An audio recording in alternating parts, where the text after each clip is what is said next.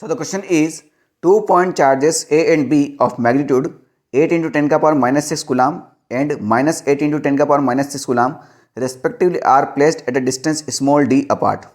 The electric field at midpoint between the charges is 6.4 into 10 ka power 4 Newton per coulomb.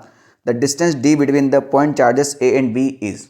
तो हर बार वो 2 point charge देके हमेशा यही पूछते थे मिड इलेक्ट्रिक फील्ड जीरो कहाँ होगा, तो उसमें बच्चे शॉर्ट ट्रिक लगा देते थे। तो उन्हें क्वेश्चन ही पलट दिया कि मिड पॉइंट पर इलेक्ट्रिक फील्ड दे दिया, अब बताओ भाई कि डी की वैल्यू क्या होगी। सिंपल सी बात है, ठीक है। चलिए, तो कोई बड़ी बात है नहीं, इसको भी हम सॉल्व कर सकते हैं। इसको मैं चाहूँ तो 8 माइक्रोकूलम लिख सकता हूँ ना, और इसको मैं चाहूँ तो -8 माइक्रोकूलम लिख सकता हूँ ना। सिंपल सी बात है। ये रहा मिड पॉइंट, इसका मतलब ये अगर टोटल डिस्टेंस डी थी तो इसकी इससे डिस्टेंस भी d/2 होने वाली है और इसकी इससे डिस्टेंस भी d/2 ही होने वाली है। तो O पॉइंट पर कितना दे रखा है इलेक्ट्रिक फील्ड? 6.4 इंटू 10 का पावर 4 न्यूटन पर कूलम। क्लियर है।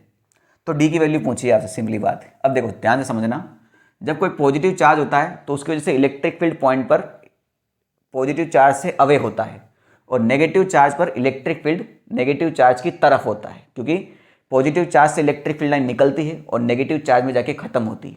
तो अगर ये पॉजिटिव चार्ज है तो इससे इलेक्ट्रिक फील्ड इधर निकलेगी, यानी इसकी वजह से जो इलेक्ट्रिक फील्ड होगा, इसको मैं फर्स्ट मान लेता हूँ, तो इलेक्ट्रिक फील्ड फर्स्ट इधर की तरफ होगा और सेकंड वाले की वजह से इलेक्ट्रिक फील्ड अपनी तरफ होगा। यानी यहाँ पर दोनों की वजह से जो इलेक्ट्रिक फील्ड के उनका एडिशन दिया हुआ है। बात समझ में आई नहीं?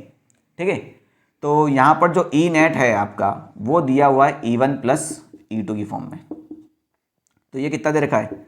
6.4 इंटू 10 का पावर 4 E1। इलेक्ट्रिक फील्ड का बेसिक फॉर्मूला होता है KQ divide by R square. ठीक है। तो के भी सेम है, चार्ज भी दोनों का सेम है, डिस्टेंस भी दोनों की सेम ही है।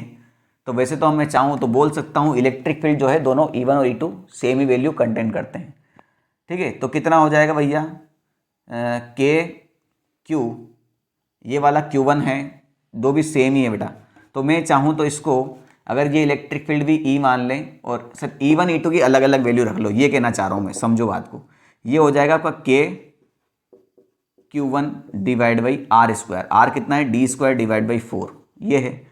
E2 कितना होगा आपका? KQ यानी 8 microcoulomb divide by D square divide by 4। Simple सी बात है ना, दोनों सेम ही है। तो एक ही डायरेक्शन में है तो इसको मैं 2E लिख दूँ, तो 2 और इलेक्ट्रिक फील्ड होगा K की वैल्यू 9 इंटू 10 का पावर 9, Q 8 इंटू 10 का power -6 divide by D square divide by 4। Clear हुआ कि नहीं हुआ? पॉइंट हटाया तो नीचे 10 आ गया भाई। 8 से 64 चला जाएगा 8 बार, और 2 से 8 जाएगा 4 बार, और ये 4 से ये 4 पूरा खत्म हो जाएगा। सिंपल सी बात है। ये 10 का पावर 3 बचेगा ऊपर, और यहाँ पर इस 10 का पावर 3 को नीचे लेके चले जाओ तो ये हो जाएगा इधर D स्क्वायर, और ये हो जाएगा 9 इंटू 10 का पावर 9 माइनस 6 यानी 10 का पावर 3, और नीचे भी 10 का पावर 3 है। ये खत्म हो गया तो D square is equal to 9। तो D की वैल्यू कितनी आ जाएगी बेटा आपकी?